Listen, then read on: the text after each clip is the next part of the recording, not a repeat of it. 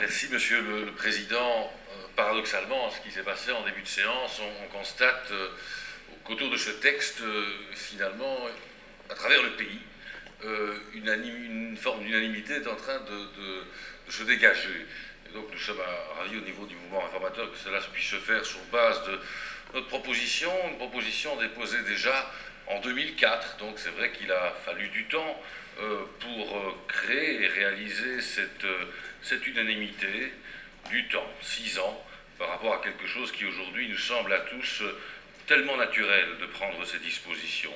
Nous avons pris le temps évidemment d'audition, d'échange, de dialogue, de réflexion dans le cadre du groupe interculturalité que nous avons constitué au niveau du MR et qui se penche sur la neutralité des lieux accessibles au public, la neutralité de l'espace public, la neutralité de l'État. Et donc, un des premiers effets plus marquants de ce travail que nous avons entamé au niveau du mouvement réformateur est celui que nous avons pu dégager dans le cadre des discussions en commission, en réunissant, c'est vrai, l'ensemble des groupes sur notre proposition.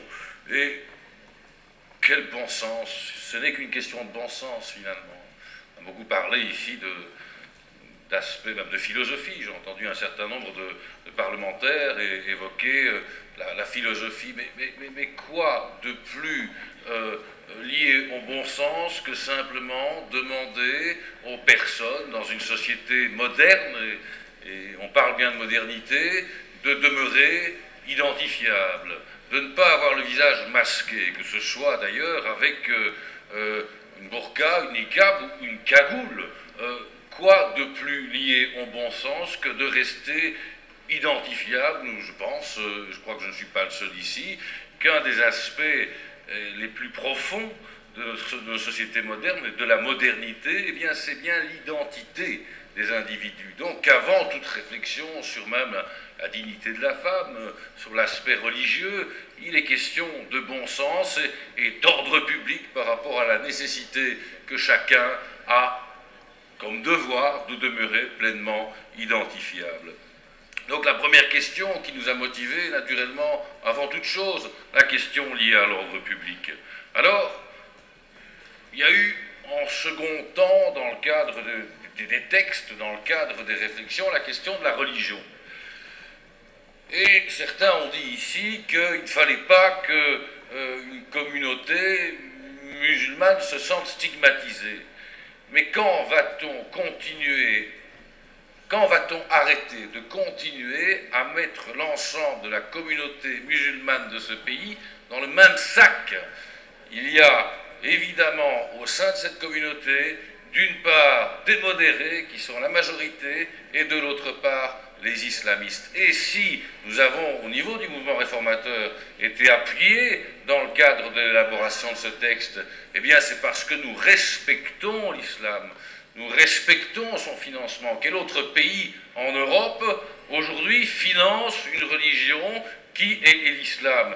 Nous respectons naturellement l'islam, et c'est sans doute pour ça qu'autant de femmes musulmanes nous ont rejoints pour travailler avec nous sur ce texte et nous demander en effet d'interdire la burqa, d'interdire le niqab, parce que ces femmes modernes, ces musulmanes de Belgique, aujourd'hui, ont peur de voir en effet un certain nombre de courants islamistes continuer à mettre la pression sur elles-mêmes, sur leurs filles, sur leurs familles, et à leur imposer des comportements qui ne sont même pas l'islam, sinon des comportements sectaires importés d'une culture parallèle à l'islam, qui sont la culture afghane ou pakistanaise.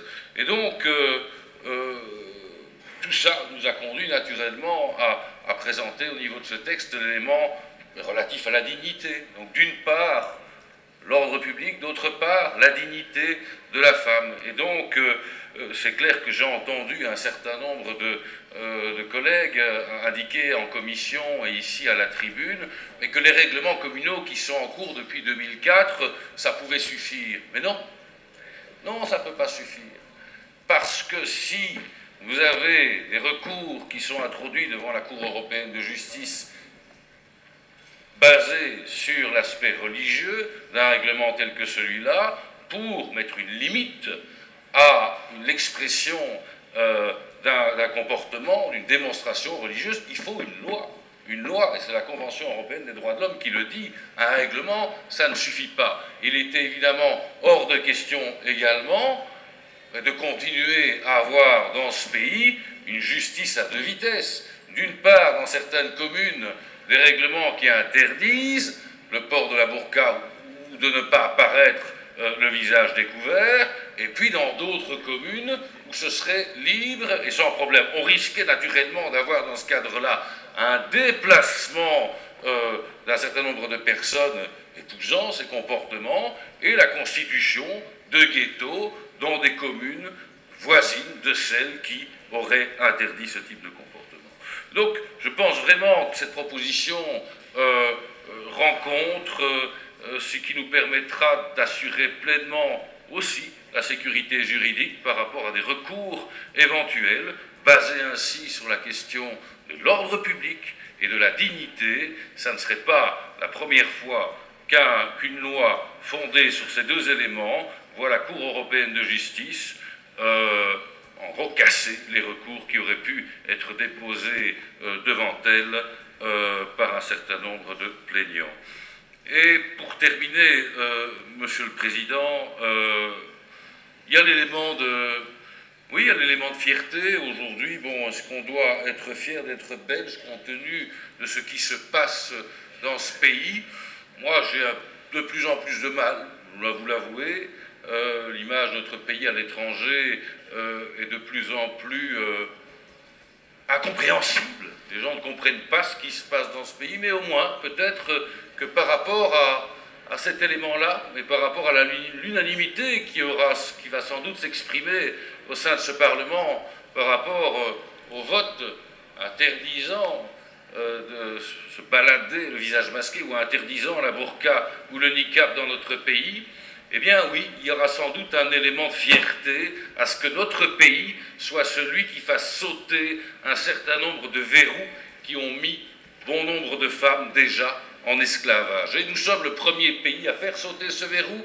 Nous espérons que nous serons suivis par la France, la Suisse, l'Italie, les Pays-Bas, des pays qui réfléchissent. Est-ce que ceux-là, quand ils verront qu'un pays, un tout petit pays, un petit peu difficile à gérer, a pris néanmoins une initiative telle que celle-là, eh bien peut-être que ça les aidera également à aller plus loin. Et donc souvent, dans un certain nombre de contacts à l'étranger, Monsieur le Président, ces étrangers m'ont demandé, mais enfin, vous n'avez pas peur en Belgique que finalement vous puissiez être sujet de représailles, comme l'a été le Danemark dans le cadre des fameuses caricatures de Mahomet. Et, Monsieur le Président, je me suis permis de leur répondre une réponse simple.